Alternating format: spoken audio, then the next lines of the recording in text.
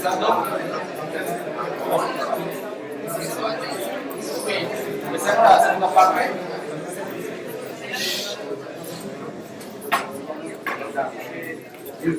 Ok.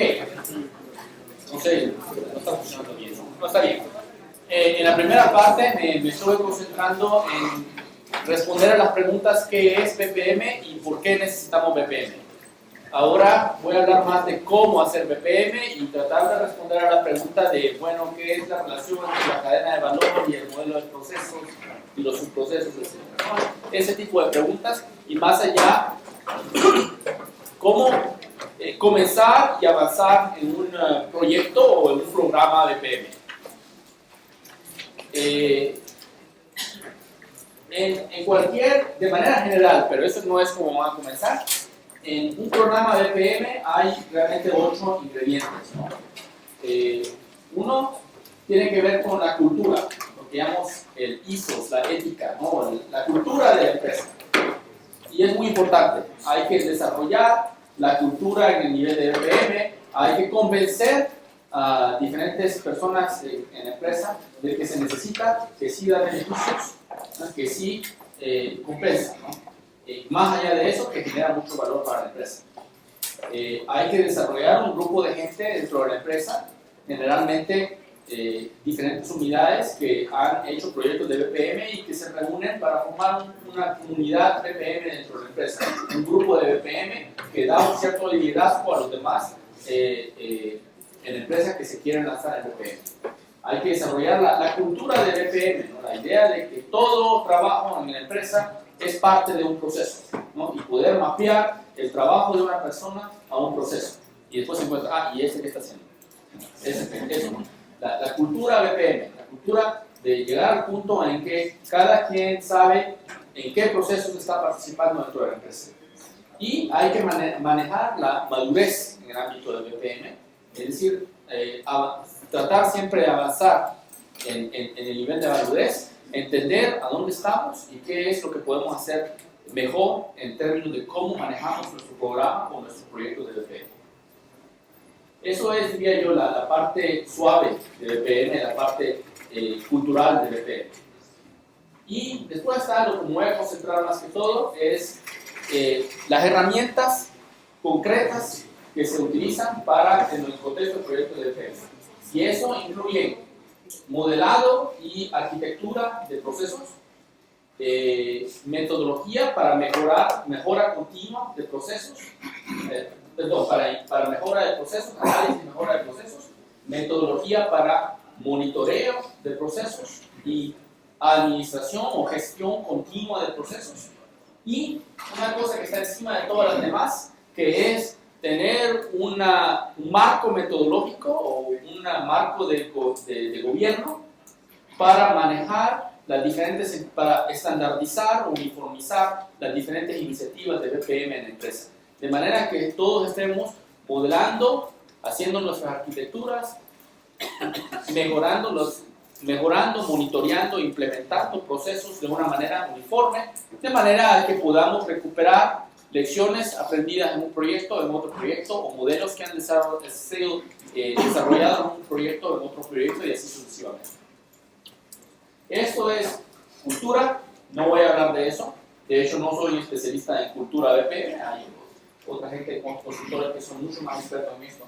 Además, esto es algo que se necesita mucho más cuando una organización está mucho más avanzada en BPM, ya ha hecho BPM durante muchos años, sino que también voy a hablar de esto. Estas son las herramientas BPM que se usan cada día, ¿no? Son herramientas operacionales en el ámbito de BPM. Todas las transparencias de hecho están disponibles, solo escribe en Google SlideShare Marlon Dumas y ahí van a ir a mi página de SlideShare y ahí están estas transparencias. Fundamentals of BPM son las primeras.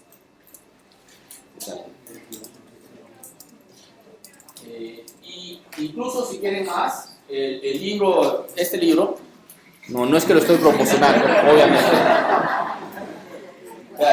Ustedes se deben de preguntar, ¿por qué vine desde Estonia? Trabajo en Estonia en la Universidad de Tartas, me olvidé decirlo al principio, trabajo en la Universidad de Tartas en Estonia, es un país cerca de Finlandia. ¿Por qué vino desde Estonia hasta Colombia, no? Para tratar no, yo soy hondureño. Ni siquiera voy a visitar a mi familia. Entonces, no, es en parte, tal vez para compartir con ustedes. No, de verdad. No, sí me interesa saber cómo está BPM en Sudamérica, en Colombia y aprender de ustedes, ¿no? Es decir, todo lo que ustedes me dicen durante las pausas de café, de manera anonimizada, es lo que yo les voy a estar diciendo a los estudiantes. La próxima vez que yo dé un curso, las mismas ideas que ustedes me dieron son las que les voy a dar a los demás. Así que yo colecciono las ideas, yo hablo, y ¿de dónde saben tantas cosas? Bueno, yo sé de haberle hablado a mucha gente como ustedes en diferentes países que me dieron buenas ideas y se las estoy dando a ustedes. En cambio, ustedes de vez en cuando me están dando buenas ideas y las voy a hacer en la próxima presentación. Pero la otra razón es para promover el libro. Y el libro tiene un sitio web que lo voy a escribir aquí. Es el título.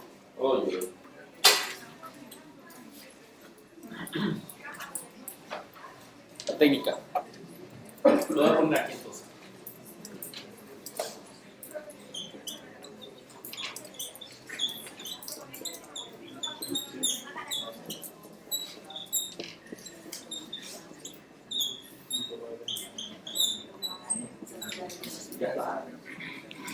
Y en ese hay material para cada uno de los temas que toco: identificación de procesos,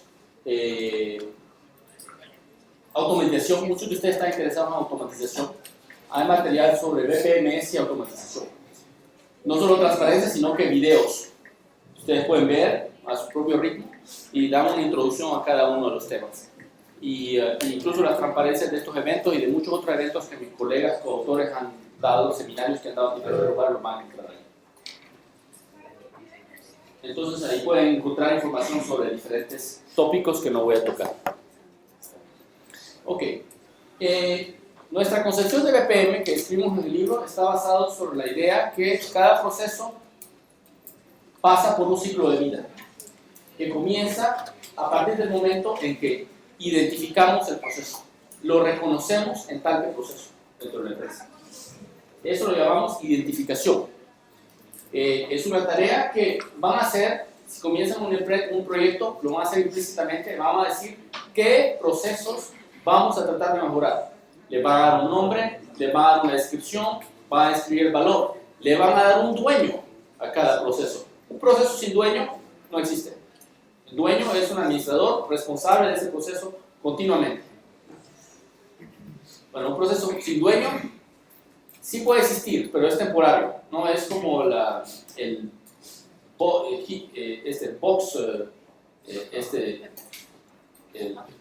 esta partícula que descubrieron en el CERN, ¿no?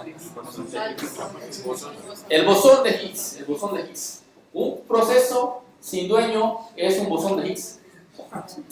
Desaparece inmediatamente. Cuesta mucho tiempo ponerlo y después desaparece. Entonces vayan a ver cuántos bosones de Higgs hay en sus empresas. El CERN construyó un ciclotrón que les costó no sé cuántos millares de euros para descubrir el bosón de Higgs. Les dije, no, en mi empresa tenemos un montón.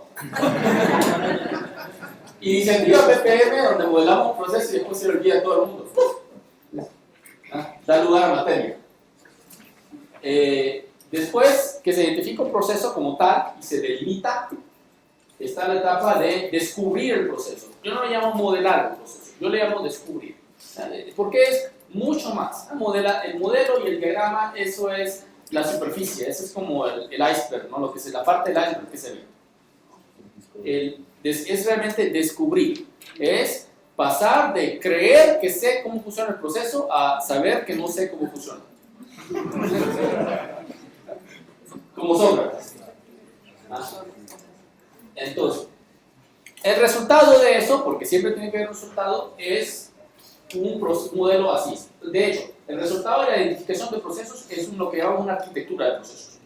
Es una decomposición de esa empresa o de una unidad de empresa o de parte de la empresa en términos de procesos. Descubrir el proceso es tomar un proceso y lo entiende, lo comprende, lo abstrae, lo modeliza, lo documenta y le da un modelo así. Y siempre que digo modelo no solo es el diagrama, es todas las reglas, toda la documentación que va alrededor de ese diagrama. Pero el diagrama es lo que se pone en la primera página y por eso lo asocia uno, diagrama, modelo, pero no es eso. El modelo es el diagrama y si le da vuelta a la página todo lo que sigue. El diccionario, qué quiere decir cada tarea en el diagrama, etc. Luego tengo una CIS. Y entonces se comienza a analizar el proceso. Es decir, a entender cuál es el desempeño o la performance del proceso actualmente. Si estamos hablando de mejorar la productividad, ¿cuál es la productividad del proceso actual? Si estamos hablando de hacer BPM para mejorar la satisfacción al cliente, entender en qué porcentaje de casos mi proceso está satisfaciendo al cliente, en qué porcentaje de casos no lo está satisfaciendo. No está satisfaciendo. Satisfaciendo al cliente. Entender cuánto tiempo toma mi proceso. El famoso proceso de Complete Kit en el gobierno que tomó 3 meses para que yo tuviera todos los documentos para pasar y después tomó otros 3 meses, no sé por qué. Identificar a partir de ahí y cuantificar los puntos débiles del proceso. Eso es lo que entiendo. Entender, sacar un entendimiento de cuáles son las áreas en el proceso que tengo que mejorar. Pero no todavía cómo las voy a mejorar. Aunque yo tengo una idea, tengo una intuición, el problema es que esta tarea de garantía que está al final debe estar al principio. Reténgase, aguántese, analícelo bien, porque puede ser que hay otras razones detrás de esa razón. ¿No? Es posible que haya razones por las cuales se hacen así, y hay que entenderlas primero, analizarlas primero, y hay que entender si realmente eso es lo que está costando más en el proceso. Muy sorprendente, a veces usted comienza a hacer análisis y cree que lo que cuesta, el peor problema del proceso es este, y lo analiza y dice, eso solo nos está costando 10.000 euros al año, eso no es nada. Este otro problema, que yo no creía que era tan problemático, nos está costando 50.000, 100.000 euros al año. Entonces nos vamos a atacar a este otro problema. Una vez que ya tenemos la idea de cuáles son los problemas del proceso, los hemos analizado, sabemos sus causas, o sea, las relaciones entre causas y efectos alrededor de ese problema, lo hemos cuantificado, entonces podemos aplicar ciertas técnicas de rediseño. Y muchas de las técnicas de rediseño, si se las resumo, están en balancear el proceso. Pasarlo de desbalanceado de atrás a desbalanceado adelante o viceversa. Es decir, mover tareas de adelante para atrás o de atrás para adelante. O a veces, en ciertos casos, donde es obvio, suprimir tareas. O agregar tareas. A veces se agregan controles, ¿no? para evitar ciertos problemas que es muy difícil detectar más tarde o que es muy difícil corregir. Ese es el rediseño. Y a partir de ahí se compone lo que yo llamaría un modelo to be, el modelo que queremos tener, el modelo a implementar. Y este modelo se le da al equipo de implementación. Y cuando alguien dice equipo de implementación, quieren, ya terminó mi trabajo, se lo voy a dar al soporte técnico, a nuestro servicio de tecnología e información de la empresa, y ya terminó mi trabajo, gracias, adiós. No, en las empresas que tienen suceso en BPM, ¿no? Digamos Handelsbanken, uno de los más grandes bancos en Suecia, que también tiene presencia en toda Escandinavia, es el más grande banco en Suecia, de hecho.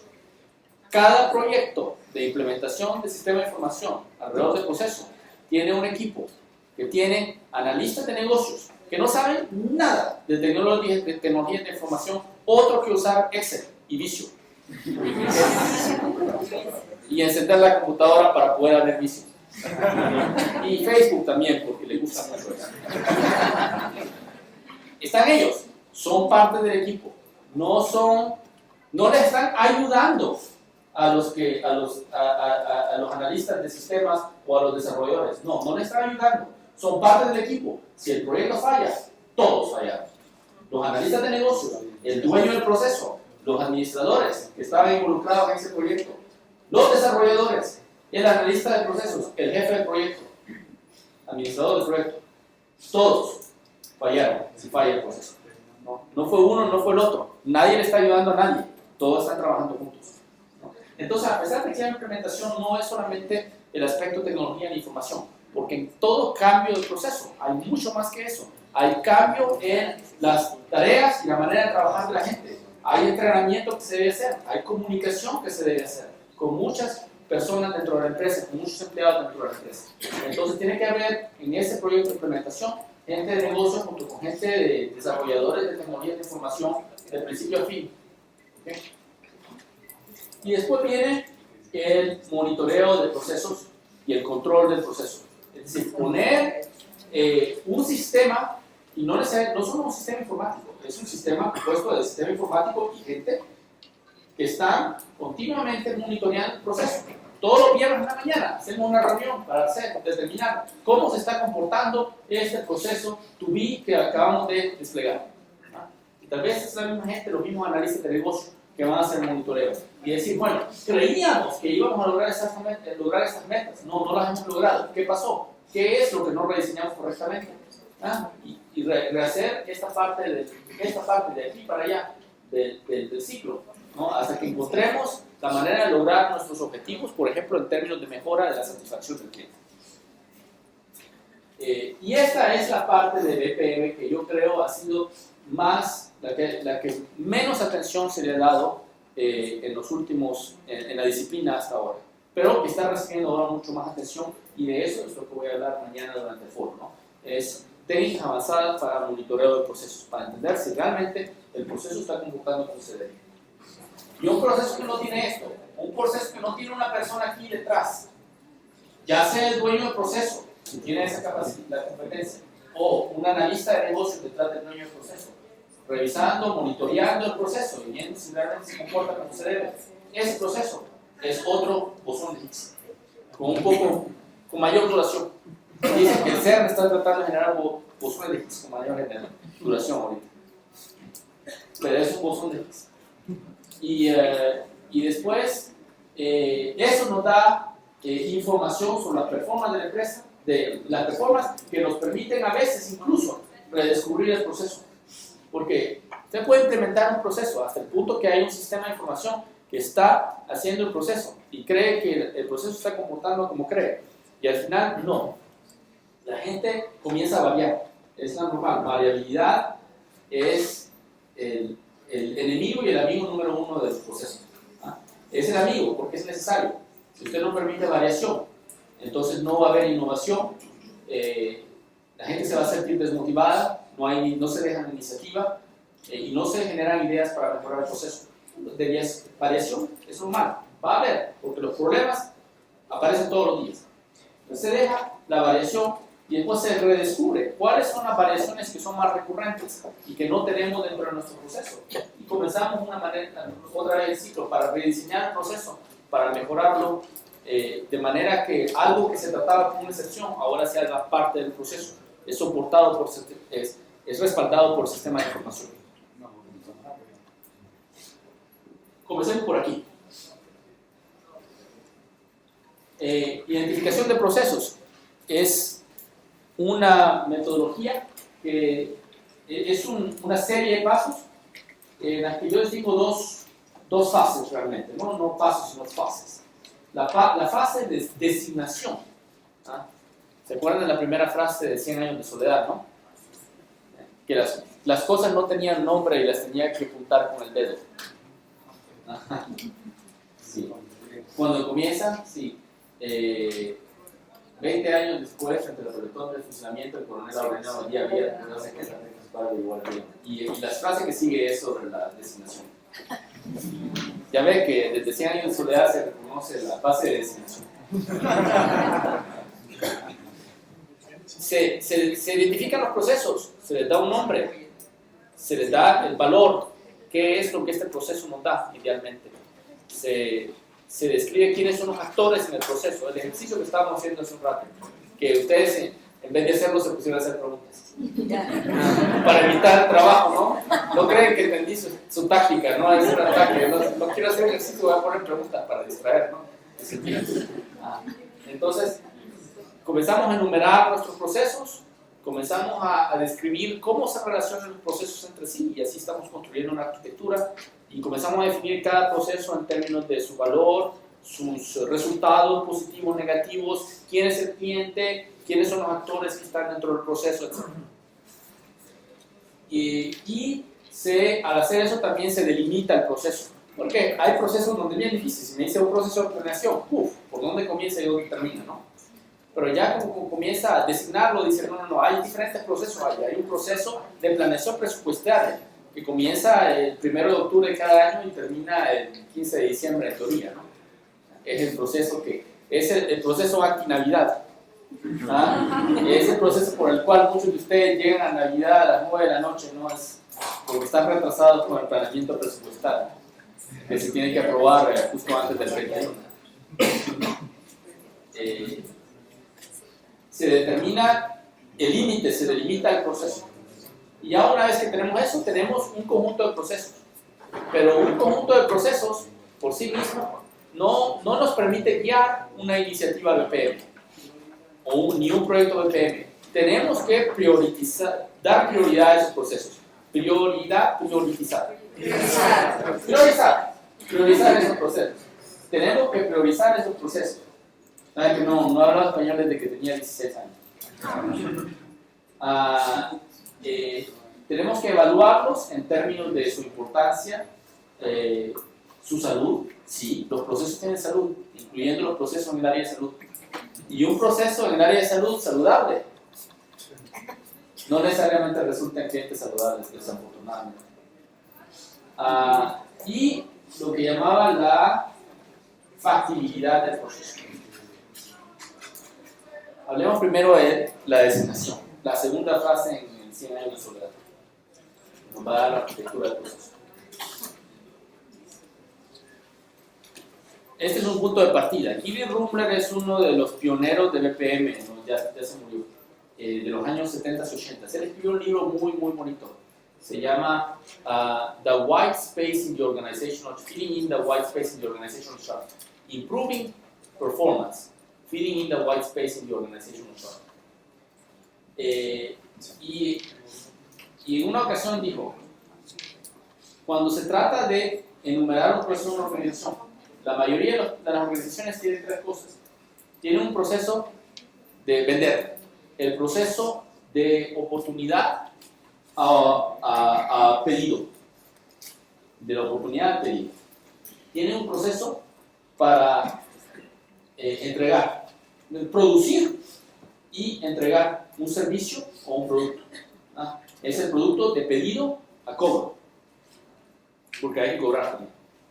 Y el tercer proceso es el proceso que se encarga de asegurarse que todo está en su lugar para que podamos vender y entregar. Es decir, para hacer nuestros dos procesos, el de cotización a pedido y el de pedido a cobro. Entonces, la empresa más delgada, lean, es la empresa que tiene un proceso de oportunidad a pedido, un proceso de pedido a venta y unos cuantos procesos para asegurarse que esos dos procesos están funcionando. El proceso para reclutar personas en la empresa es el proceso de reclutamiento. Es un proceso para asegurarse que tenemos gente para vender y para entregar lo que hemos vendido y para cobrar. Todo otro proceso tiene que estar apoyando a esos dos procesos. Bueno, obviamente Gilly Rummler no trabajó mucho en el gobierno, por lo visto, pero en el gobierno está la gente, no vende. ¿Qué vende el gobierno? Bienestar. Muy bien, exactamente, vende bienestar. Le vende la posibilidad de hacer ciertas cosas que están reguladas por la ley. Para que no haya anarquía, hay regulación y el gobierno las agencias de gobierno le están vendiendo la oportunidad de hacer aquellas cosas que están reguladas por la ley, ¿no? Dentro del marco de la ley, y de aplicar la ley en el caso que hay gente que viola las cosas. Entonces, eso es lo que venden, ¿no? Venden la oportunidad de hacer ciertas actividades que están reguladas. Y todos los procesos de una agencia de gobierno deberían estar alrededor, soportando esos procesos que les permiten a los ciudadanos hacer cosas que están reguladas por ley. Que ya sea obtener su ciudadanía, obtener un pasaporte, obtener su tal cédula, obtener su permiso de construcción, su permiso de renovación, etc., ¿no? Y bueno, y un montón de procesos para soportar que los ciudadanos puedan hacer las cosas que están reguladas. Bueno, andar por la calle está regulado, entonces el gobierno tiene que asegurarse que haya las aceras y las calles para eso. Entonces puede conceptualizar el gobierno, una agencia de gobierno alrededor de su función principal, es que permitirle hacer a los ciudadanos aquellas cosas que están reguladas por la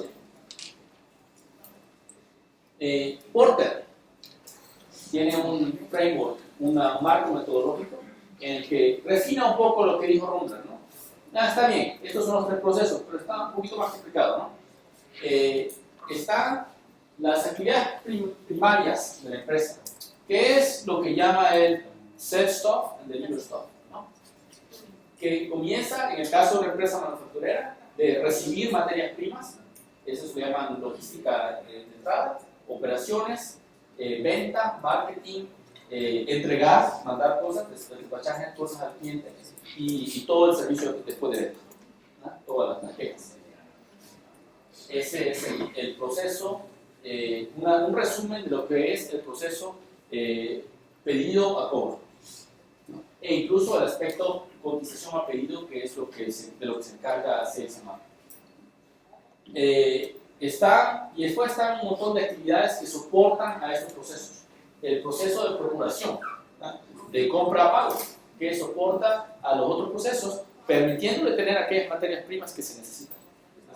Y al menor precio posible, por medio de precios negociados y asegurarse de que las entregas ocurren a los tiempos que se deben ocurrir, asegurarse que se mantiene la menor cantidad de stock posible, pero que al mismo tiempo no hay falta de stock. Desarrollo e implementación de tecnología es el soporte técnico y todos los procesos que van detrás de eso, como el proceso de problema resolución en el caso de soportes técnicos o el proceso de planeación de infraestructura técnica. Los procesos alrededor de recursos humanos, procesos de reclutamiento, procesos de promoción, procesos de manejo de vacaciones, de tiempos y todo eso, incluso de pagos. Todo lo que tiene que ver con infraestructura, mantenimiento de infraestructura de edificios, etc. Facilities management le llamamos en inglés. Entonces, esas dos ideas le dan ya una idea de cómo comenzar a enumerar los procesos. Y si se comienza a hacer de manera, si se comienza a hacer dentro de un proyecto muy bien demarcado, eso es suficiente, porque dentro de ese proyecto solo va a haber un cierto número de procesos y va a poder decir, este proceso está en mi proyecto, este proceso no me interesa, no está dentro de mi proyecto. En ciertos casos, sin embargo, se hace arquitectura de procesos también de arriba abajo. Y cuando ya ha habido un montón de proyectos BPM, se trata de consolidar una sola arquitectura de procesos. En ese caso, el espacio está más abierto. Estamos tratando de dar una arquitectura de procesos a toda la empresa. Y cuando se va ahí, se puede ir infinitamente, sin terminar. Y a un momento tiene que terminar. Entonces, la idea es, en una fase de identificación dada, en un esfuerzo de identificación dado, debemos de limitarlos a un cierto número de procesos, si no, nunca vamos a terminar. Puede ser 10, puede ser 20, puede ser 30. Nos vamos a parar ahí y vamos a tratar de seguir analizando estos procesos antes de comenzar a enumerar más procesos. Después vamos a tratar de mantener la arquitectura de manera incremental.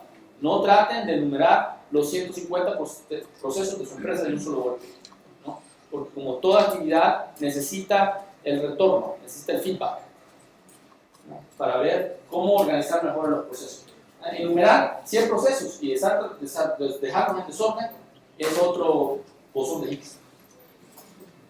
Ok, ahora vamos a jugar luego otra vez. Ustedes tienen que hacer este ejercicio de enumerar hasta 10 procesos en su empresa, salvo si logran ponerme suficientes preguntas para cubrir los 10 minutos de la ejercicio. Así que piensen en 2 procesos y comiencen a ponerme preguntas.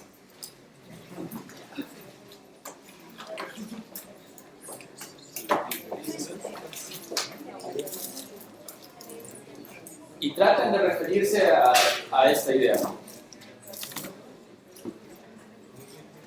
Sí.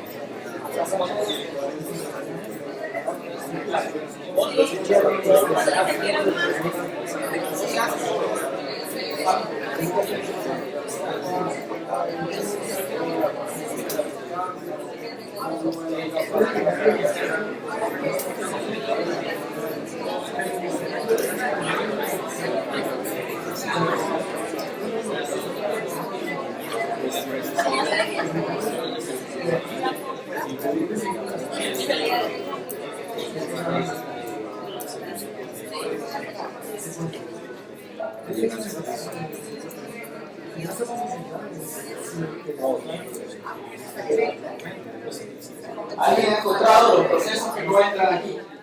Esos son los interesantes. Alguien me preguntó, por ejemplo, trabajo en una universidad, no tenemos procesos. No tenemos proceso de pedido de cobro. Bueno, en la universidad pública efectivamente no hay cobro al estudiante, pero sí hay un proceso de pedido de cobro.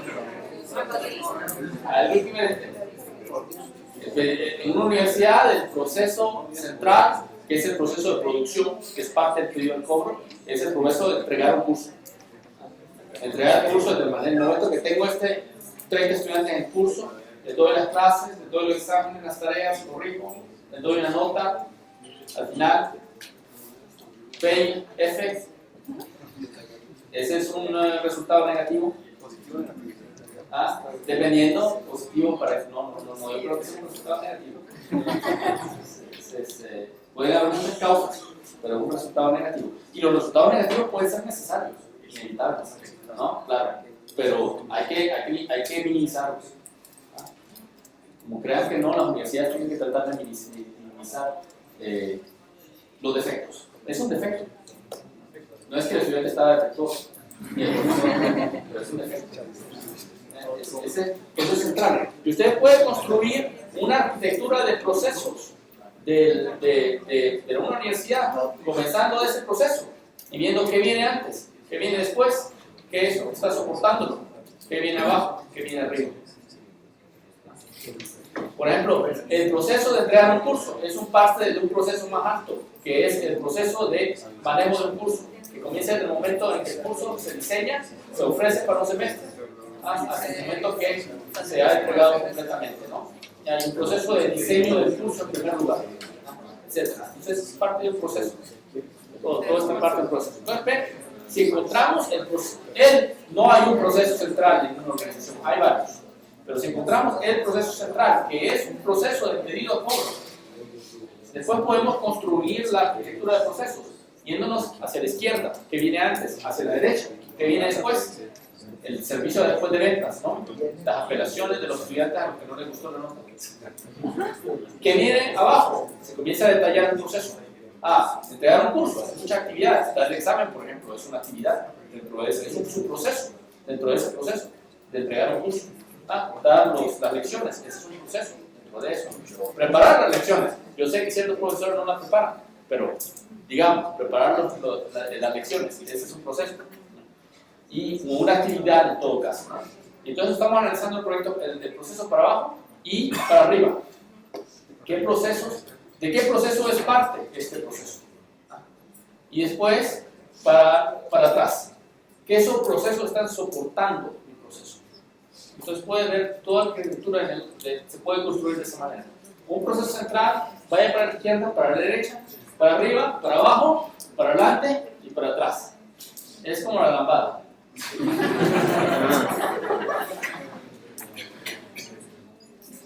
Ok, entonces ¿cuál es uno de los procesos centrales dentro de su empresa?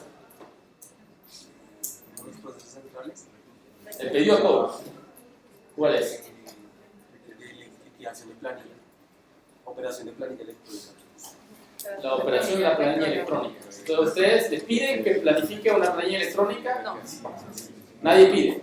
No, mejor es la persona ingresa para liquidar su planilla de salud. Hay 3 personas en ese proceso. Hay muchas. Ah, sí. Para una planilla. Sí. Wow. Por todo lo que hay por debajo de una misma persona. Ingresan los datos. ¿Y qué hay a la izquierda? Que hay al previo. Sí, previo. Previo ingresan la solicitud de la Ajá. ¿Y después? No vaya a ser. Nunca hay problemas después, administración. ¿Y arriba, algo más arriba de eso hay o no hay? Sí. Abajo hay mucho, obviamente. Si hay más de 3 personas, hay algo abajo. Porque cada una de esas personas ejecuta por lo menos una actividad. Entonces hay por lo menos 3 actividades. Entonces va para abajo. Bastante. Y entonces, ¿qué otros procesos soportan directamente a ese proceso? Ese proceso que necesitan las personas. Tecnología de información. Facturación. Recursos humanos. Proceso de reclutamiento, promoción, motivación. Pues, Venta. venta. Bueno, venta es como que debería ser parte del proceso, ¿o no? Es a la izquierda. Es a la izquierda, tiene antes. Es a la izquierda. Tiene antes. Entonces ahí está. ¿Alguien más tiene un proceso que poner en la mesa? Bueno.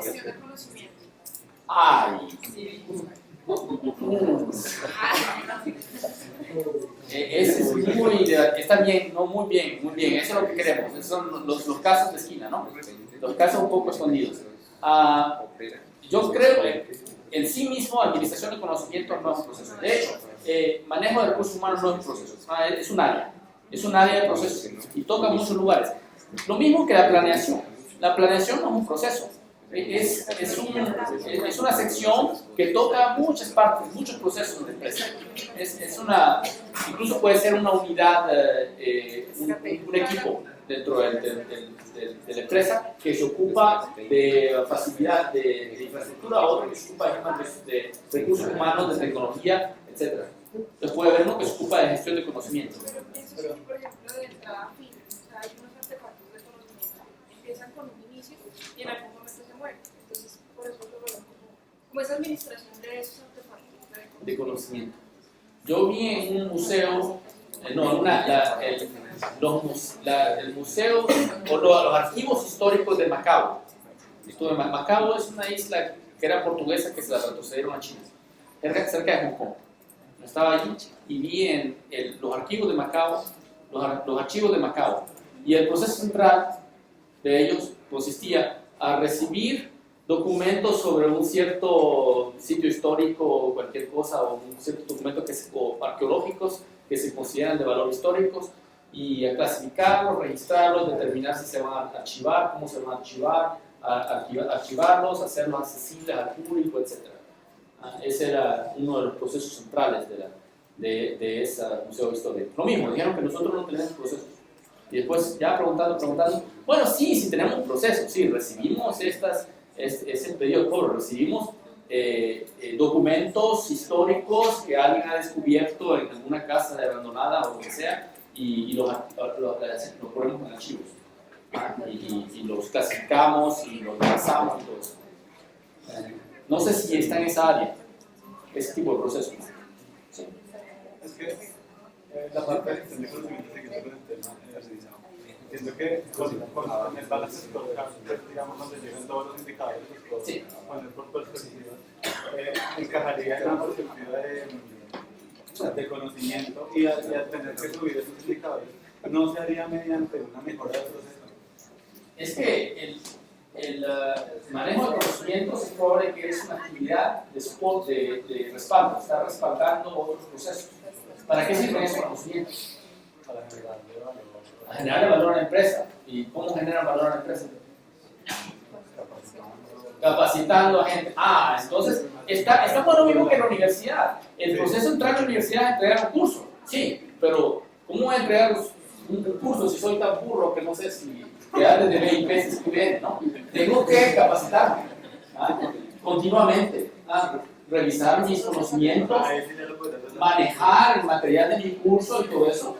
Hay unos procesos de respaldo que cada profesor o grupo de profesores está haciendo para respaldar su actividad primaria. Pero su actividad primaria es entregar los conocimientos, entregar el curso. Y esto es una de estas actividades. Es que se no tenía fines de gestión de conocimiento. No, es que gestión de conocimientos es como gestión de recursos humanos. Vea que no lo llamé proceso, lo llamé áreas de actividad. Estas son áreas de actividad que incluso van a aparecer en su decomposición funcional de la empresa, en su organización. ¿Okay? No estoy diciendo que esto es un proceso, estoy diciendo que es un área de procesos. Gestión de conocimientos es un área de procesos. Planeación es un área de procesos, pero no es un proceso. Dentro de ahí hay varios procesos. Para manejarnos en términos de BPM tenemos que ir más allá y descomponer nuestro proceso. Como la pregunta sería, ¿cuál es el proceso central dentro del manejo de conocimientos? No sé, añadir algo en un archivo o en una base de conocimientos.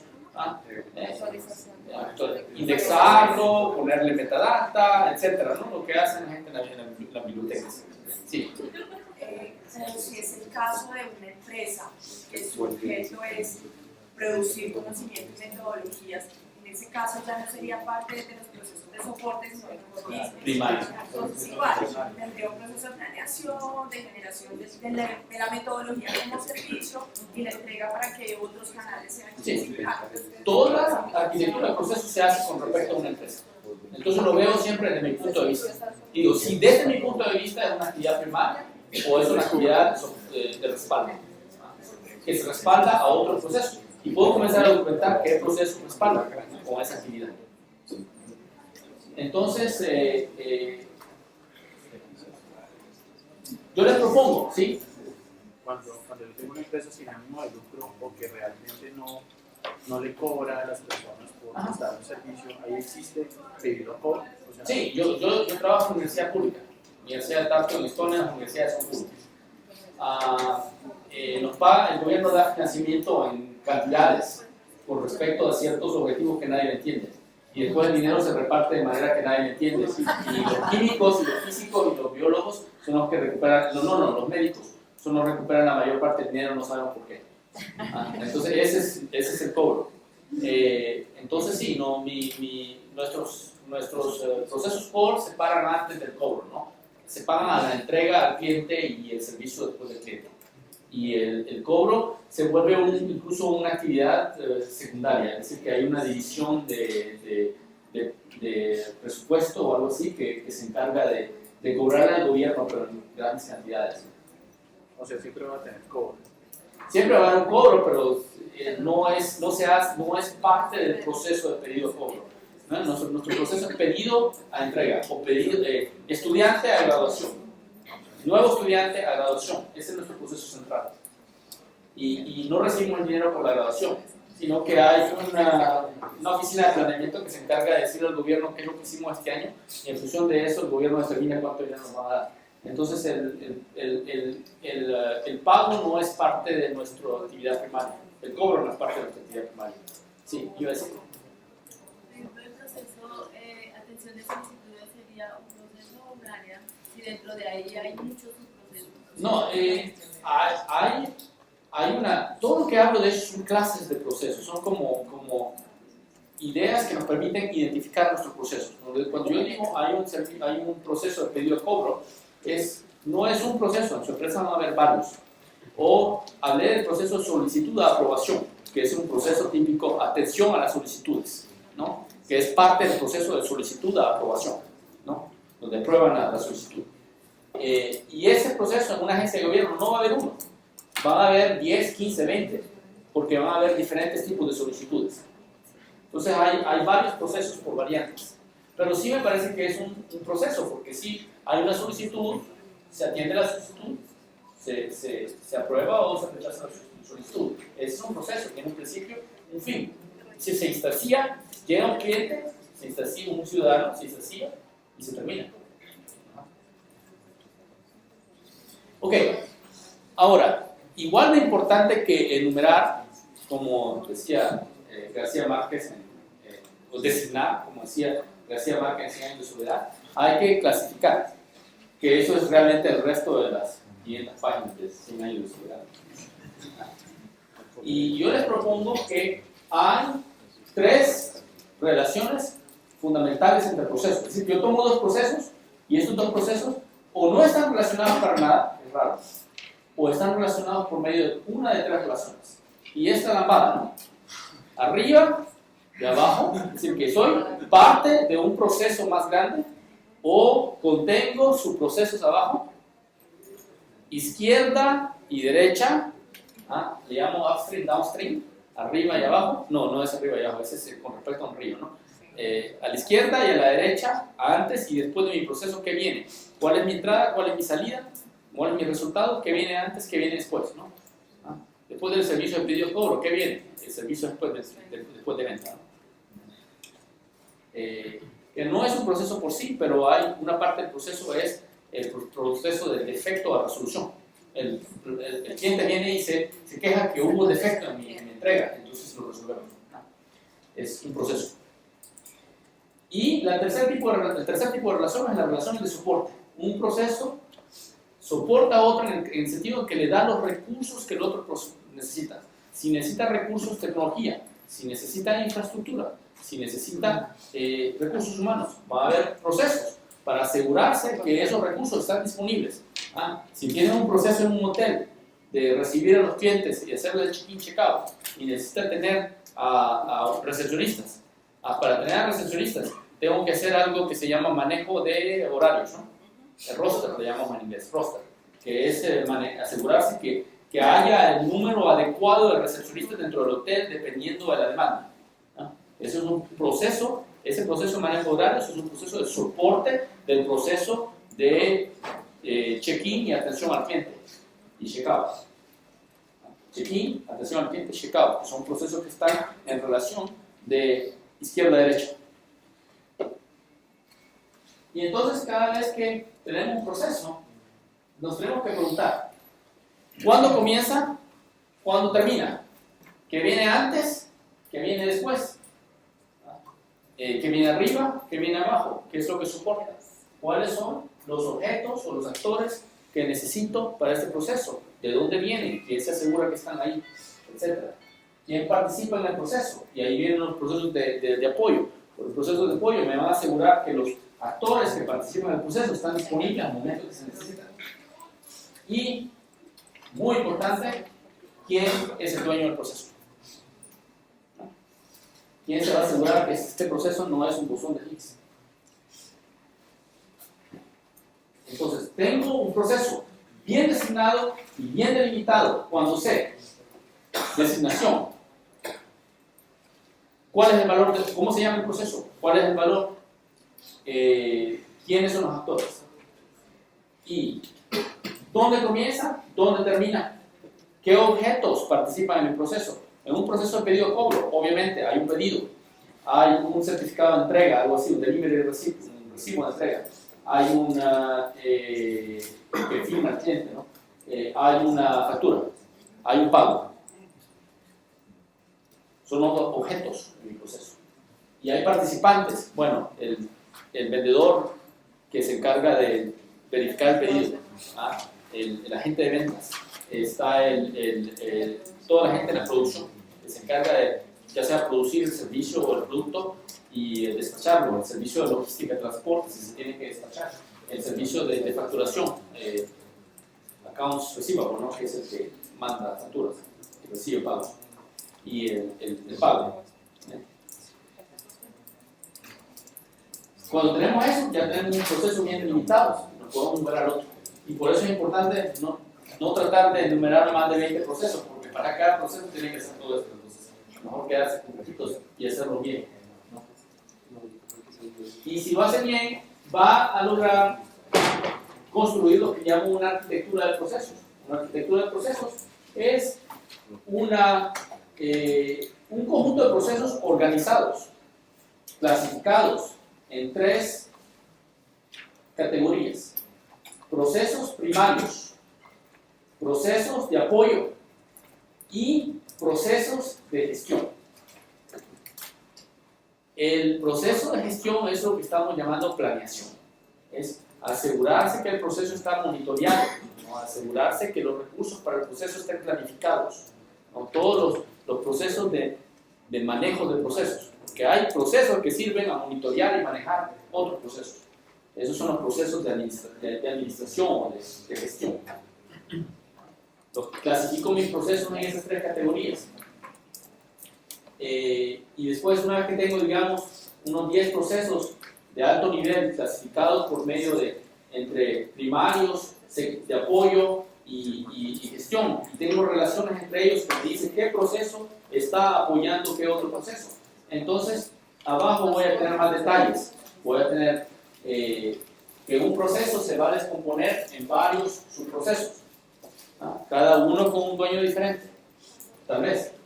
Y después, solamente después, voy a comenzar a detallar en BPM. Bueno, realmente no es tan cronológico como parece, porque una iniciativa BPM que tiene éxito es una iniciativa donde se comienza con un pequeño número de procesos, tal vez solo uno, y se hace todo el percurso hasta el final, y después comenzamos con otro, y lo comenzamos a ligar al que existe, y hacemos todo el percurso. No quiere decir que esto es cronológico, sencillamente que para cada proceso vamos a primero comenzar por identificarlo, designarlo, detallar, describir lo que llamamos su cadena de valor, y después detallarlo. Y los repetimos para cada proceso. Y por eso, otra vez, no comiencen nunca tratando de enumerar 100 procesos. No sirve, porque no van a poder hacer todo este ejercicio para los 100 procesos. 10 procesos ya es mucho. La literatura habla de que entre el nivel 2 y 3 hay algo como hito, como que hay varios. Como que otro subnivel dentro de otra. Bastantes. Para subdivisión de procesos, les recomiendo yo diría que una de las recomendaciones más detalladas está en un documento que se llama, un modelo de referencia que se llama SCORE, Supply Chain Operations Management, Reference Model. Es un proceso que viene más de manufactura, pero es más general. Incluso si no está en la industria de manufactura, conviene consultar este tipo de modelos, porque describen esencialmente el proceso de pedido-cobro y lo detallan. Nivel 2, nivel 3, nivel 4, y tienen criterios muy detallados de cómo descomponerlo, ¿no? Entonces, ¿hasta qué nivel de detalle se debería llegar en el último nivel? Es decir, hasta el nivel que le dé valor y no más. ¿Cuándo sé yo que ya estoy viendo? Cuando estoy viendo, sí, si decir, yo sé que en BPMN hay 89 tipos de eventos. Sin decir si este es el evento número 87 o el tipo de evento número 82 no nos va a dar valor, no sirve. Hasta ahí llegamos. Es todo dirigido por valor. Qué pena, que es BPM. Eso es lo que voy a hablar después. Ok, pero quiero hablar, ese es modelado. Terminemos con identificación antes de modelar. Este es un ejemplo de una arquitectura de procesos en una empresa en Australia Oeste, Western Australia. Es una empresa que produce agua. Esos son uno de mis colegas que fueron a hacer este estudio de caso. Cuando llegaron a la empresa, lo primero que dijeron la empresa es: nosotros no tenemos procesos. Nosotros ni siquiera tratamos con clientes. Lo que hacemos es tomar agua de represas y poner agua en los tubos, en las tuberías. Eso es nuestro trabajo. No hay procesos. No hay procesos. Pero cuando se sientan a hacer, no hay un proceso de facturación, no le factura a nadie. No, sí facturamos a tal persona. ¿Cómo factura? Tenemos que hacer ciertas medidas en diferentes partes, tomar muestras, hacer esto, y entonces después mandar un reporte y el gobierno nos responde, y entonces después en función de eso le respondemos, y después le podemos mandar una factura para el servicio de agua potable del mes o algo, de darles agua. Ellos le dan agua a otros retailers, que son los que le venden al cliente. Entonces, en función de cuánta agua le dimos, de la calidad de las muestras y todo eso, le vamos a facturar. Así, ¿hay un proceso de facturación? Sí, no, de hecho hay un montón de gente trabajando en el proceso de facturación. ¿Hay un proceso de atención al cliente? Sí, cuando las empresas de retail reciben quejas de algún problema en la red de agua y ese problema se puede atribuir a nuestra infraestructura, entonces sí, las empresas de retail, que son nuestros clientes, nos van a pedir que vayamos a resolver este problema. Vamos a tener que investigarlo, ya todo un proceso para investigar este problema. Hay un proceso para planificar cuánta agua se va a producir a diferentes partes, se va a purificar a diferentes partes del día o de la noche.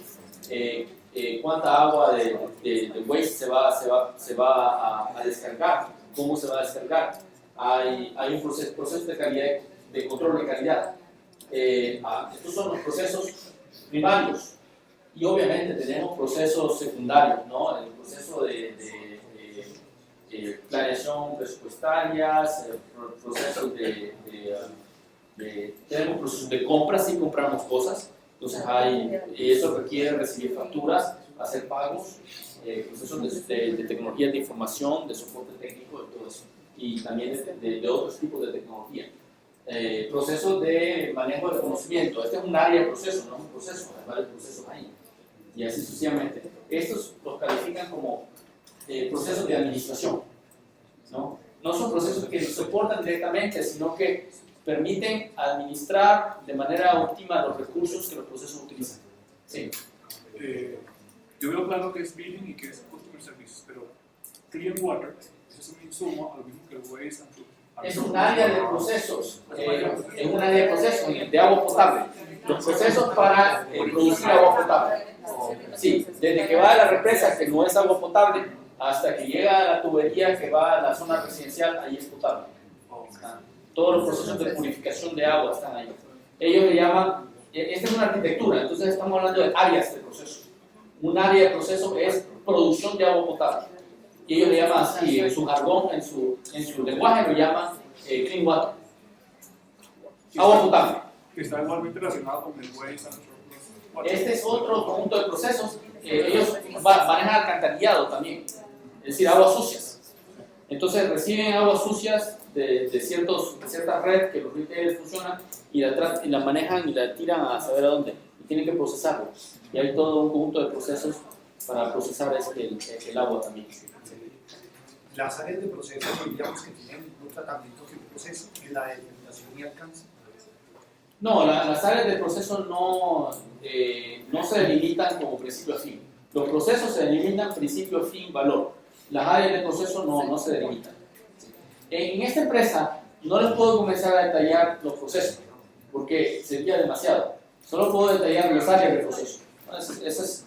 Llega un momento en que se ha hecho tanto BPM que ya ni siquiera a nivel superior de arquitectura ya no hablamos en términos de procesos, sino que de áreas de proceso. Y si tienen un buen repositorio de procesos, ustedes hacen clic aquí y les abre todos los procesos en esa área.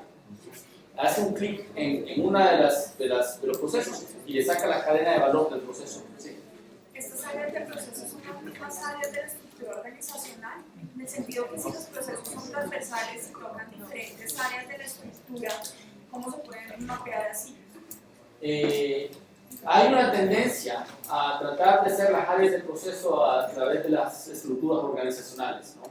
Y me parece que efectivamente aquí hay un poco el efecto de eso, efectivamente, que dividieron sus procesos por áreas funcionales seguramente. Hay una unidad de agua potable, una unidad de aguas sucias, una unidad de facturación, una unidad de servicio al cliente, sí.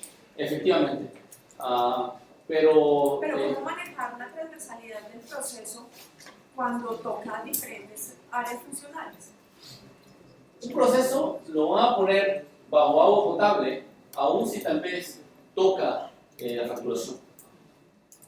Entonces como que un proceso lo van a clasificar aquí, pero realmente este proceso está relacionado con una relación de izquierda a derecha, con un proceso aquí. Y entonces puede usted ver que hay dos procesos que realmente son parte uno, más arriba. Entonces aquí van a haber procesos, aquí van a haber procesos y van a haber conexiones entre esos procesos. Entonces sí va a haber transversalidad a través de unidades de negocio. Pero cada proceso lo van a mapear aquí. Y las organizaciones que hacen eso a veces por razones pragmáticas. Es porque tienen una estructura jerárquica funcional y cada proceso tiene que tener un dueño. Por ejemplo, ¿quién es el dueño del proceso pedido a cobro? Se lo voy a dar a ventas. Entonces, puedo decir que hay un área que se llama ventas y ahí voy a poner pedido a cobro. Aunque realmente ese proceso pasa a otros.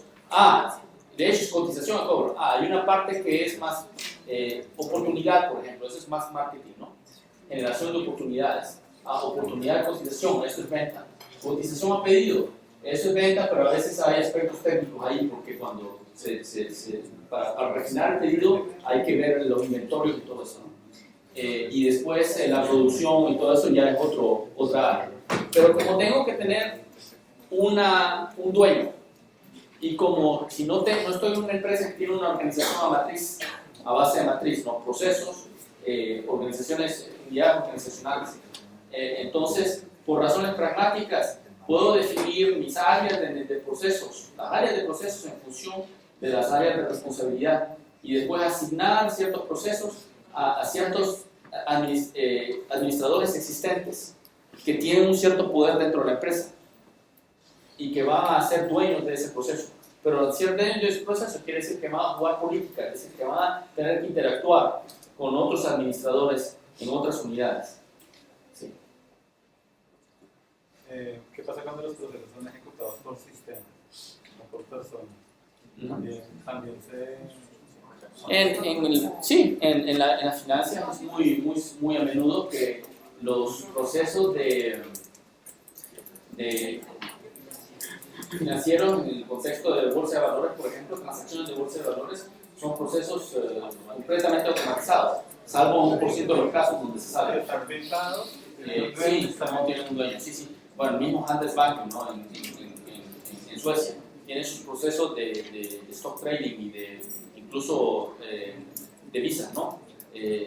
Foreign Exchange, FX se llama, procesos FX, completamente automatizados, transacciones de cambio de monedas, completamente automatizados, pero sí los mapean y todo. Y cuando van a hacer modificaciones al sistema que el manejo de transacciones de FX o Money Market o lo que sea, en cada proyecto va a haber gente de análisis de negocios metidos en el proyecto, parte del equipo de proyecto, rediseñando los procesos junto con los desarrolladores aquí de TI para asegurarse que respondan a las necesidades. Es un proceso como cualquier otro.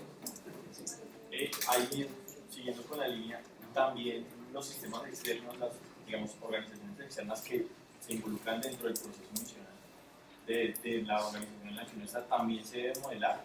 Eso es, pero sí se debe tener por lo menos presente. Ajá. En este score, el modelo score, ese es lo preconizan mucho, que hay que entender los procesos que están a mi izquierda. Yo tomo como entrada, por ejemplo, azúcar y harina y produzco pan. Entonces tengo que entender el proceso de aprovisionamiento y de producción y de transporte del azúcar y de la harina para poder, cuando hago optimizaciones a mis procesos, poder entender qué implicaciones tiene eso con mis proveedores. Y después hay después depende, ¿no? Si sus proveedores son empresas chiquitas, entonces no van a tener PPM, no van a tener modelos, como que uno tiene que ser el PPM para ellos, ¿no? Si son empresas más grandes, pues tienen que tener modelos, ¿no? Y si no, se debe negociar, ¿no? Por eso es que una de las razones por las que se hace PPM a veces es por el networking, porque la demanda para mi proceso no viene de mí, viene de mis clientes o mis partenarios. Ellos son los que se están pidiendo dónde está mi proceso. Sí. Es interesante el modelo y me gustaría conocer ¿qué concepto hay en la división de colocar esos procesos o esas actividades, esos procesos considerados para mí son estratégicos? Manejo del negocio. Esos son procesos, eso incluye, esos procesos de administración que incluyen procesos estratégicos. Ajá.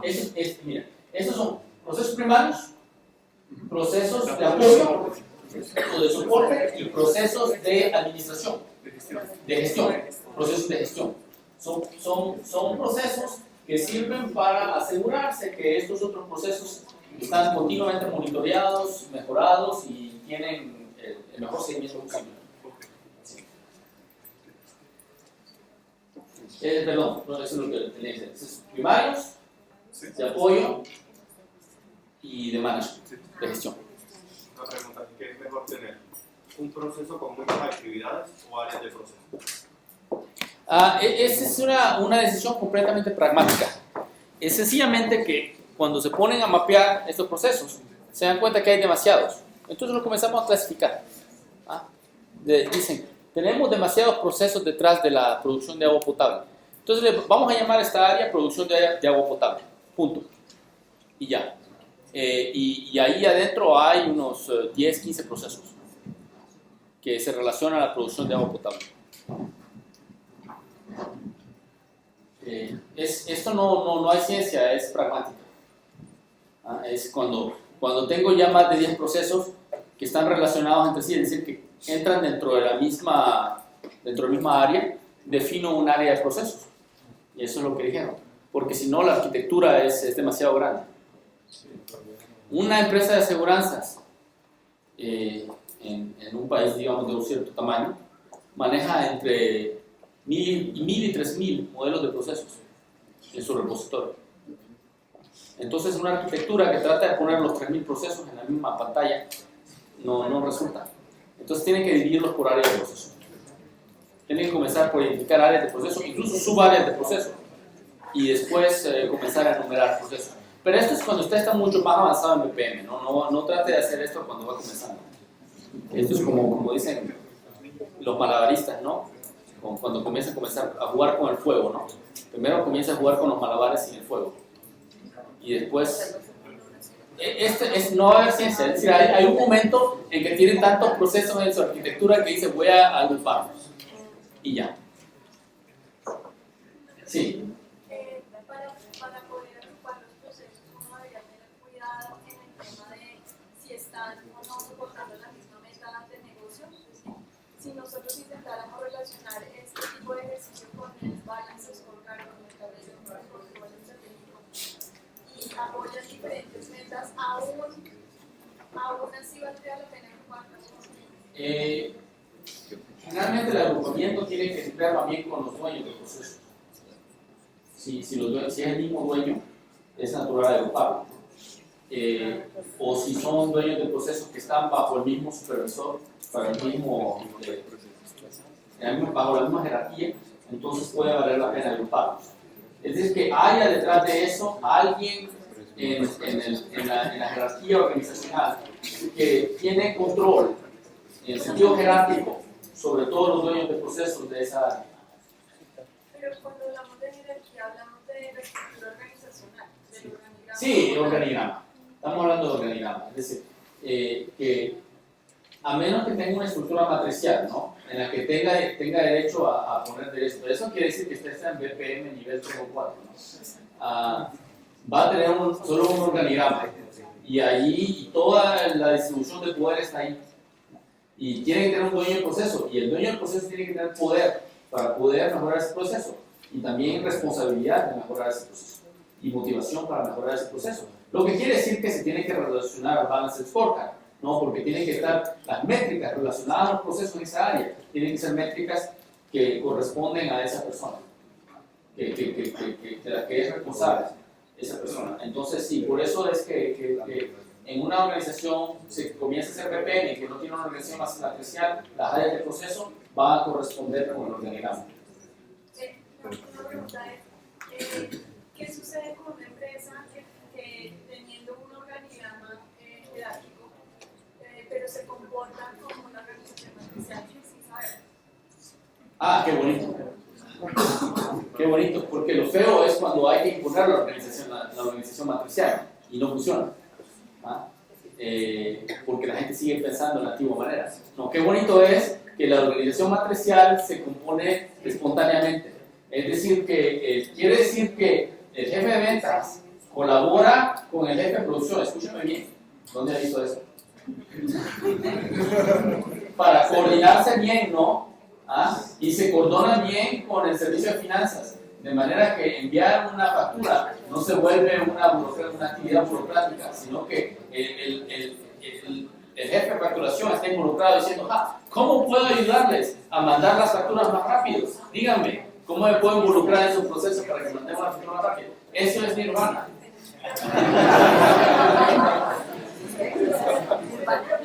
Una empresa que comportándose así de todas formas es medida como una estructura jerárquica. ¿Cómo establecer el sistema de incentivos, ¿no? Sin tratar de instaurar una organización matricial? La verdad que sabe que le mentiría si supiera cómo hacerlo. Es un aspecto de lo que llamé cultura. Lo que dije, las actividades en BPM, ¿no? Y dije que prácticamente nos concentramos aquí. Estamos aquí, por ejemplo, ahorita haciendo arquitectura. Esto ya no es arquitectura, esto es cultura, el desarrollo de madurez y todo eso, ¿no? Y es un montón de aspectos políticos. Hay gestión y hay política, en toda organización hay política. ¿Y qué es política? Bueno, gestión es recibir órdenes u objetivos y poner objetivos o dar órdenes. Eso es administración. Política es comenzar a jugar partidos de ping-pong y de póker con otros, que te pido que por favor me hagas la facturación más fácil, le pregunta el jefe de venta al jefe de facturación. Y le dice que no. La próxima vez que esté en los ya es ese tipo de política, no es torcer brazos, pararse enfrente de la gente, decirte te voy a denunciar tengo una reunión con el gerente general la próxima semana y le voy a mencionar lo que me dijiste ahorita. Aquí eso se llama damos despacito. Ese es la política también. Hacerlo despacito. Y al final de cuentas desarrollar una cultura detrás de eso, ¿no? Está claro, ¿no? Cada administrador en nuestro organigrama tiene sus objetivos, tiene sus métricas del balance scorecard y eso es lo que le interesa y a veces pues no quiere hacer algo para otro que le sirve para sus métricas y entonces es un juego de pasito, como dicen, ¿no? Es decir, si hoy por sí, mañana por mí, ¿no? O al revés también. Ok. Y entonces realmente lo que tenemos aquí es para delimitar procesos, identificamos qué tipo de procesos o qué tipo de áreas de procesos tenemos cuando hay tantos procesos que no los podemos enumerar y los tenemos que agrupar, ¿no? Entonces, ¿cuáles son los procesos primarios, los procesos de apoyo y los procesos de administración? Y estos tienen tres maneras diferentes de descomponerse. Los procesos core se descomponen de entrada, el inicio, al resultado, identificando resultados intermedios, ¿no? Entonces, pedido a cobro, ¿qué hay en medio? Hay el recibo de entrega, por ejemplo. Entonces puede ser pedido a recibo de entrega, recibo de entrega a cobro. De pedido a recibo de entrega, ¿qué hay en medio? En ciertas empresas de manufactura hay algo que se llama la orden de trabajo, work order, en una empresa de manufactura, que se dice a la planta de producción, produzcan tantas unidades de esto, ¿no? Ese es lo llamamos un punto intermedio, un milestone, es en inglés. Un hito. Qué bonito. Un hito. Un hito.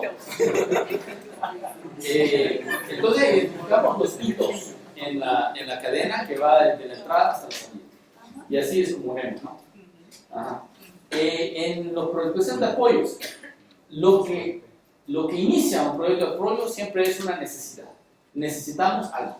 Necesitamos reclutar a una nueva persona o reemplazar a una persona porque se va de maternidad o de vacaciones. Necesitamos construir un sistema de informaciones para esto y esto, o cambiar nuestro sistema de información con respecto a esto, o resolver un problema con nuestro sistema de información existente. Esas son necesidades que estamos dando a nuestro soporte técnico, ¿no? Necesitamos oficinas más grandes para este equipo porque ha crecido, ¿no? Entonces ahí comenzamos el proceso de alocación de infraestructura. Entonces todos los procesos de apoyo comienzan por necesidades y van de la necesidad a la resolución de la necesidad. Entonces ahí otra vez podemos identificar resoluciones intermedias. Comencé de un problema que era, tengo que hacer un cambio en mi sistema de información. Tenemos una nueva ley que nos impone hacer estos controles adicionales, tenemos que implementar estos controles en nuestro sistema de información. Vamos a ver tecnología de información y nos dice, hay que definir primero los cambios, hay que planear los cambios. Entonces hay un montón de resoluciones intermedias. Un poco cuando esa historia de que alguien quiere unos huevos, pero para tener unos huevos tiene que conseguir una gallina, y para conseguir una gallina tiene que conseguir no sé qué más, y etcétera, etcétera, y al final se le olvidaron los huevos y la leche, ¿no? Entonces se recompone un proceso de apoyo saliendo, ¿qué es lo que buscamos? La resolución, hacer el cambio en nuestro sistema de información. ¿Cuáles son las resoluciones intermedias, los problemas intermedios que tenemos que resolver? Diagnosticar el problema, planear la resolución, etc. Y después está la descomposición de gestión de procesos, ¿no? Y en la gestión de procesos, lo que estamos tratando de hacer, perdón, sí. No, si quiero que me llame. Un proceso de gestión de procesos, exactamente, un proceso de gestión de procesos. Está ahí para lograr ciertos objetivos, ¿no?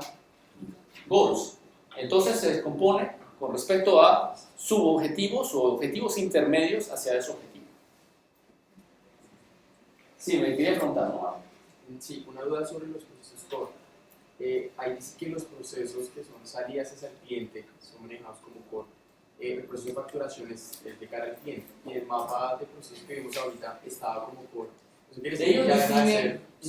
distinguen billing, que es en inglés tiene esa connotación específicamente de mandarle una factura a un cliente, esa parte del área de finanzas en general. Entonces consideran que esto es primario, la facturación es primaria, no es secundaria. Pero finanzas tiene mucho más. En finanzas está al revés, ¿no? El accounts receivable, que se llama en inglés, porque reciben la factura, planeación presupuestaria, etc. Entonces hay un montón de procesos aquí. Otros, aparte del billing. El billing solo es un proceso. Y lo promueven a primario, porque consideran que la facturación es una actividad primaria. Porque lo extrajeron de finanzas y lo ponen ahí arriba. Ese es el proceso principal en el área de finanzas que tiene que ver con el cliente.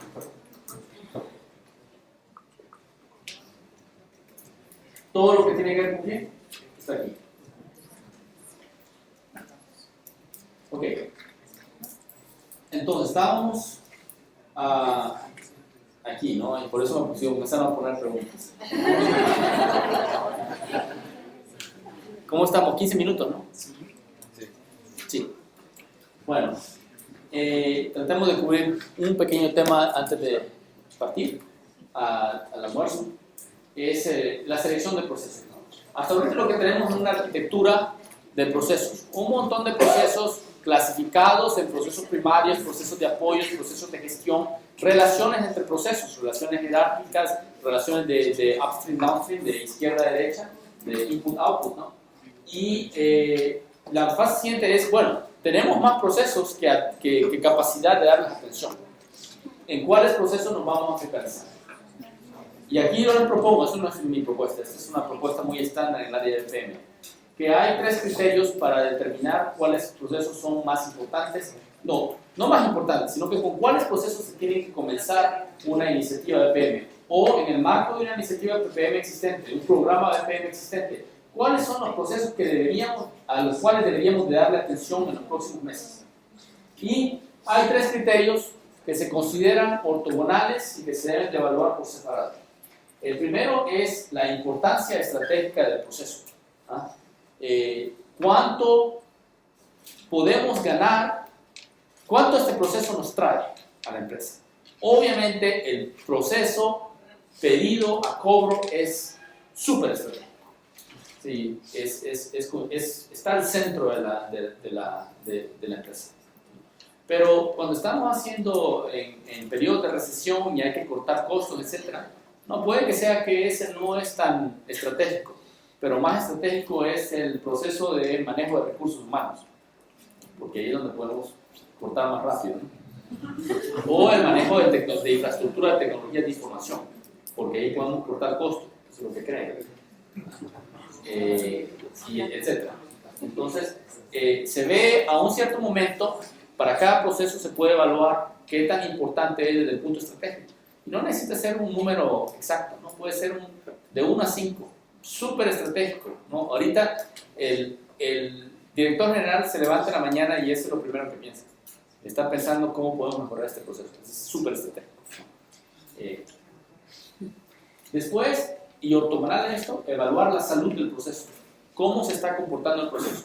Porque un proceso pedido a cobro puede ser muy estratégico, pero puede que ahorita esté funcionando súper bien. O la gente considera que está funcionando súper bien. No hay necesidad de... hay poco de ganar en tratarlo de mejorar. Hay que ser oportunista. Pero nuestros procesos de atención al cliente post-cobro, ese es un gran problema. Nuestros clientes se están quejando, se están yendo a la competencia, etc. Ahí tenemos que... ese proceso está mal, podemos ganar mucho de mejorarlo. Y el tercer criterio, ortogonal a los demás, es la cultura y la política del proceso, la factibilidad. ¿Qué tan fácil es cambiar? ¿Cuánta inversión requiere cambiar ese proceso? ¿Cuánta política hay alrededor de cambiar el proceso? Es decir, ¿cuánta resistencia hay a cambiar el proceso? De tal manera que puedan hacer que el proyecto de cambio de proceso, de mejora del proceso, pueda fracasar. Esa es la factibilidad. Sí. La segunda parte de la salud se podría asimilar a lo que es la madurez del proceso. Puede ser la madurez del proceso, pero está el principio que todo proceso que no se mantiene, todo buen proceso que no se mantiene, se vuelve un mal proceso. Entonces madurez no va solo siempre para arriba, a veces va para abajo también. Entonces, pero sí, tiene que algo que ver con... Es más que madurez, es salud realmente, ¿no? Es cuánto, es disfuncionalidad, cuánto el proceso está funcionando mal. Y puede ocurrir disfuncionalidad, puede ocurrir incluso a niveles más altos en la madurez del proceso. Puedo tener un proceso que está muy bien modelado. Entonces, se considera en términos de madurez que ese proceso está bien. Pero, por ejemplo, aunque esté bien modelado, la gente que está ejecutando el proceso está haciendo de manera completamente diferente. Hay una disfuncionalidad. Entonces, en teoría, el proceso es más o menos maduro. En la práctica está disfuncional. Entonces, es dos conceptos un poquito diferentes. Porque madurez siempre se define con respecto a qué tanta documentación hay, cuál es la calidad de la documentación, etc. Y un proceso puede estar bien modelado fidelmente, pero no está dando los resultados. Es completamente posible, entonces es disfuncional. Madurez debe ser un factor, tal vez, en la disfuncionalidad, pero no es el único factor. ¿Se podría agregar otro criterio que fuera impacto en un cliente estratégico? Importancia estratégica. Entre más impacto el cliente tiene, más importancia estratégica. Aunque puede tener importancia estratégica, pero mi cliente puede estar diciendo otra cosa porque puede estar con una organización ahí un poco disfuncional en el medio. Es decir, yo tengo mi estrategia bien definida, pero necesariamente puede que no tenga esto está definido de manera absoluta, ¿no? Es decir, la importancia estratégica en general y respectivamente de cuál es la estrategia escrita actualmente en mi empresa.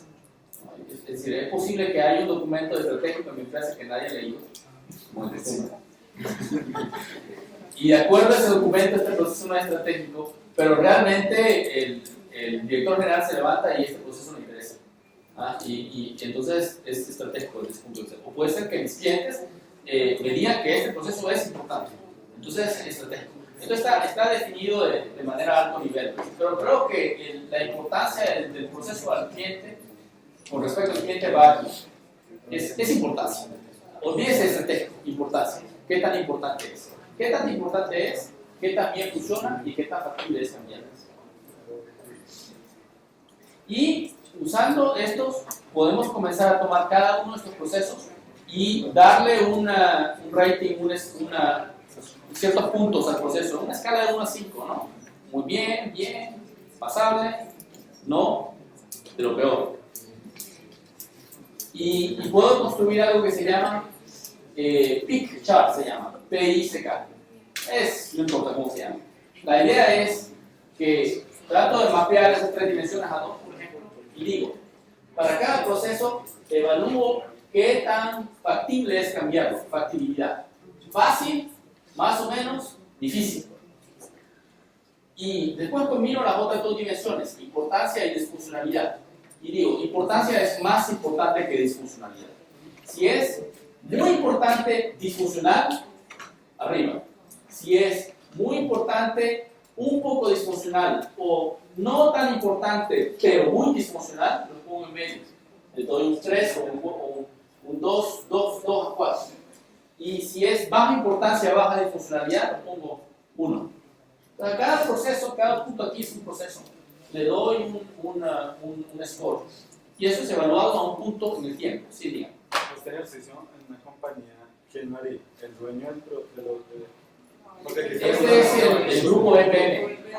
Es decir, es una empresa que ya está un poco más madura. Es decir, las empresas que hacen arquitectura del proceso de manera sistemática son empresas que ya han hecho proyectos de BPM que han tenido éxito y donde hay 2 o 3 personas que administradores que han tenido éxito y se juntan en un grupo BPM informal.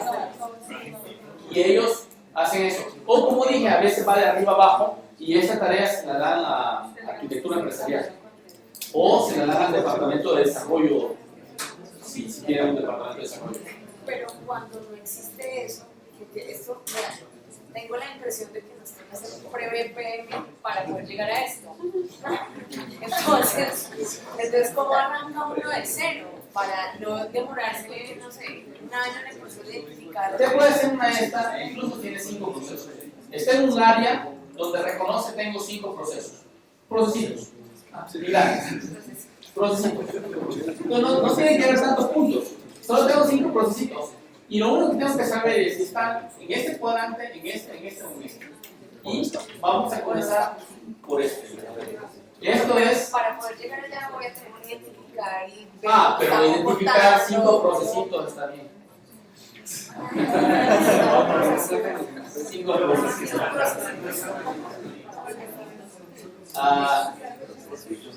No, y esta puede ser una evaluación subjetiva. No tiene que ser. Ahora, no tiene que ser una evaluación completamente objetiva. No tiene que ser que voy a comenzar a medir y a tomar números. Esa es como una pregunta. ¿Qué tipo hay para hacer una evaluación de. Depende no de su nivel de madurez. sino de decir. La gente más madura mide el grado de disfunción con respecto a métricas que da el proceso. Trata de darle una medida más precisa a eso. Pero si no tiene si no tiene métricas del proceso porque no la han definido, es de 1 a 3, de 1 a 5.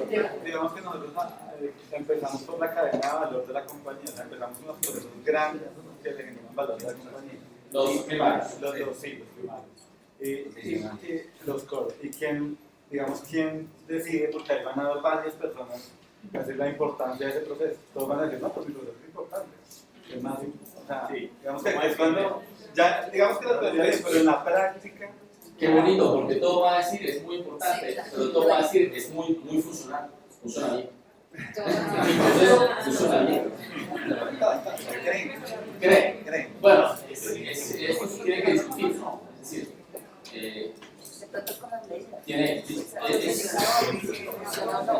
cuando tienes 5 años de procesos es política, ¿no? O colaboran o no colaboran. O son honestos o no son honestos. Y hay que discutir, debatir, etcétera, y empujar sus ideas y jugar la política. Sí, la eso yo lo pondría, a nivel de complejidad lo pondría en la factibilidad. Si un proceso es muy complejo, en el sentido, por ejemplo, que tiene demasiada variabilidad, entonces yo diría, este proceso es muy difícil de cambiar, porque ni siquiera lo entendemos. Tendríamos que comenzar por entender el proceso. Entonces ahí yo lo pondría en factibilidad. Esa es una de las áreas que consideraría. Ahí el tema de cambio es cambio con el proceso, cambio Esas son las técnicas de rediseño. Hay técnicas de rediseño que son abruptas y hay técnicas de rediseño que son incrementales.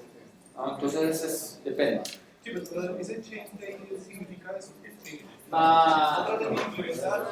No, usted ha identificado una disfuncionalidad en el proceso. No quiere decir que la gente reconoce que hay ciertos problemas. Tenemos problema 1, 2, 3 en este proceso. Hay 3 problemas, lo reconocemos.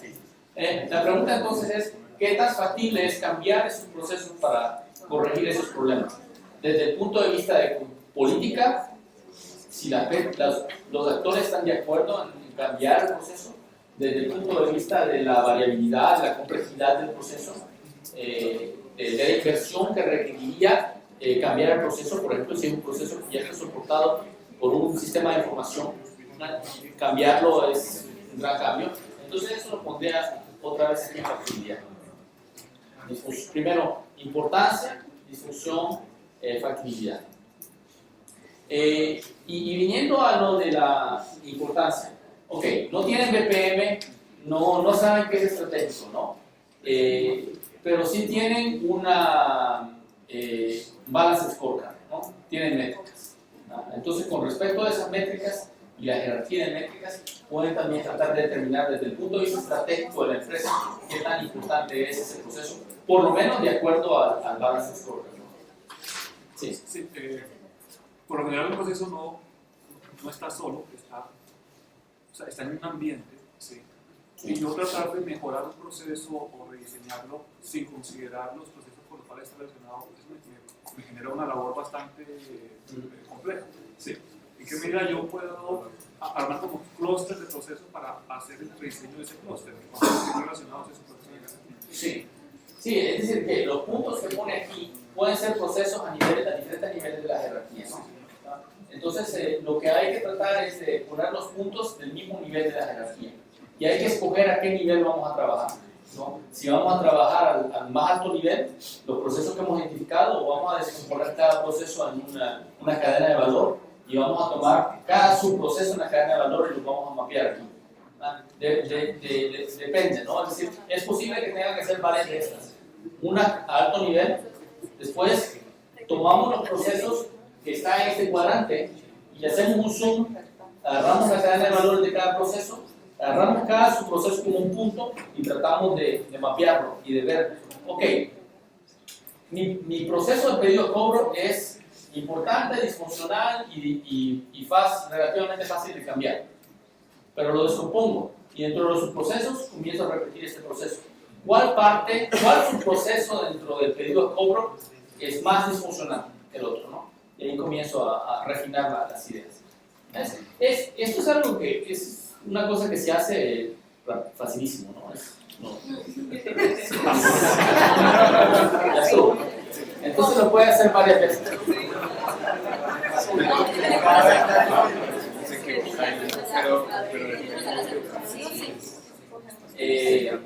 Esta es una pitch chart de una empresa de una cadena de supermercados.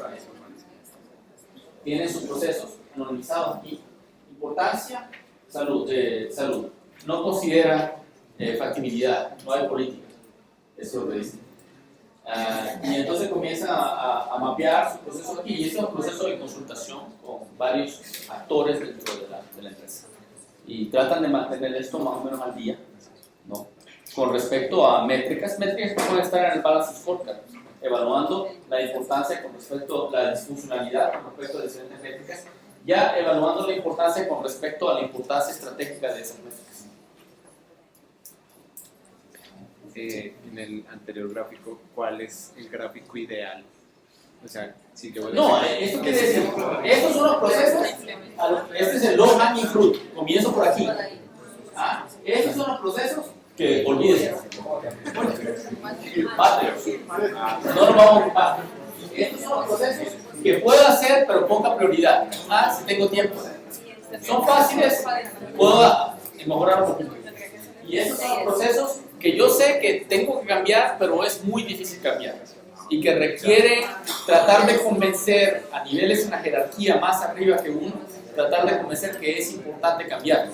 Porque no lo puede uno cambiar desde su posición, pero tal vez se puede cambiar si se convence al management board que sería un problema.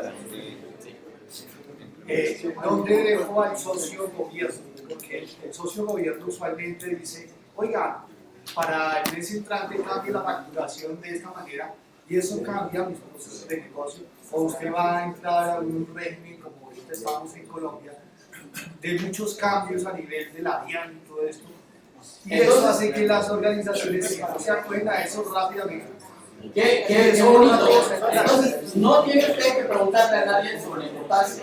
El gobierno le dice, esto es importante.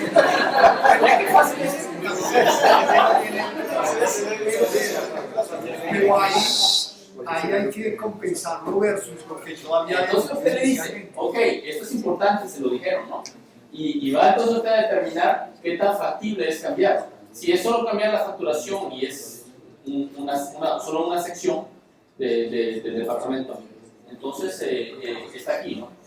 Y si no, está acá. Y entonces ahí, dependiendo de eso, le pasa la factura del gobierno. Este va a ser un proyecto más grande. Tienen que convencerlos que es grande. Tienen que poner por qué no es factible cambiarlo. ¿Por qué parece fácil cambiarlo, pero no es fácil? Sí. Teniendo en cuenta la meta para poder iniciar con una PPM en mi organización es la eficiencia. ¿Cómo el PPM me ayuda a identificar los procesos que me generan valor? Los procesos que me generan valor. Eso, primero tiene que identificar esos procesos. Después tiene que ponerle a cada proceso métricas. Métricas que vienen de su base de Salesforce, ¿no? Eso nos lo va a registrar. Tal vez la refina con respecto al proceso. Yo creo que tengo algo sobre métricas, es agarrar un proceso y comenzar a derivar métricas, ¿no? Entonces, vamos a hablar un poco de eso. Entonces definimos las métricas del proceso y después comenzamos a, ya sea subjetivamente o preferiblemente objetivamente, con medio de datos, a tratar de darle valores a esas métricas. ¿Qué tan bien se está comportando el proceso? Y entonces así podemos evaluar la disfuncionalidad. Y dentro de un proceso hay métricas de funcionalidad, que también está funcionando, y puede también a cada proceso ponerle métricas de importancia. ¿Qué tantas entradas me trae este proceso a la empresa? Y eso le da un cierto, por ejemplo, un cierto valor a lo que hace. O puede preguntarse de manera negativa, si dejara de hacer este proceso, ¿qué pasaría en la empresa? ¿Quién se muere?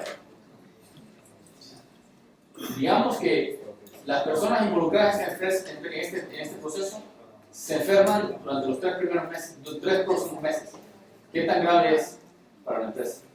¿No? Y a partir de ahí podemos, por lo menos subjetivamente, tratar de evaluar la importancia, ¿no? Cuando algo no se puede evaluar positivamente, siempre piensen en evaluarlo negativamente. Es decir, ¿qué pasa si no lo hago? Y entonces tal vez eso les da otra idea, ¿no?